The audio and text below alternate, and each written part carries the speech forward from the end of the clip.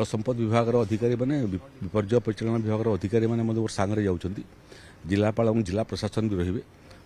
जिते शीघ्र पारू घाईर मरामती कर स्वाभाविक परिस्थिति आने चेष्टा करूँ आ पानी कमीगला क्षणी आकलन आरंभ हम क्षयक्षतिर फसल केते नष्ट होइछि घर बाड़ी केते नष्ट होइछि एवं थरे आकलन रिपोर्ट पळे आसला परे क्षतिपूरण राशि 2 मिनिट लागबो हमको ऑनलाइन रे जिला प्रशासन पाखरे पहुंचिया पे स्वाभाविक बंजार हुए लोक हंतसंत हवा पड़े एवं पानी गला परे मध्य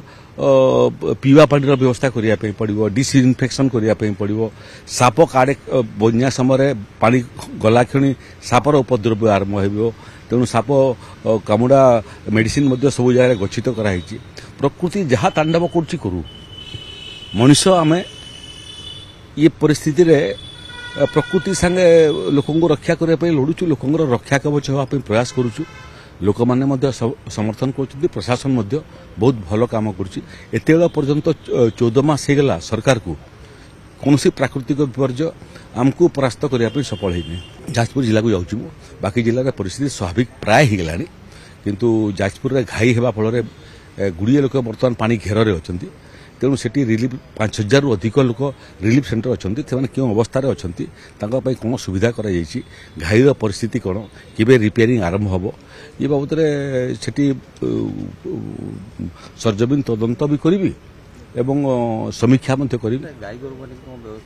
गाई गोरु मान गोखाद्य भी व्यवस्था कराई पशु पक्षी व्यवस्था कराई गोरु मानकु स्थानांतरित कराई विभिन्न जल प्लावित अंचल से स्थानांतरित कराई केवल गाई न अन्य गृहपालित पशु पक्षी मानकु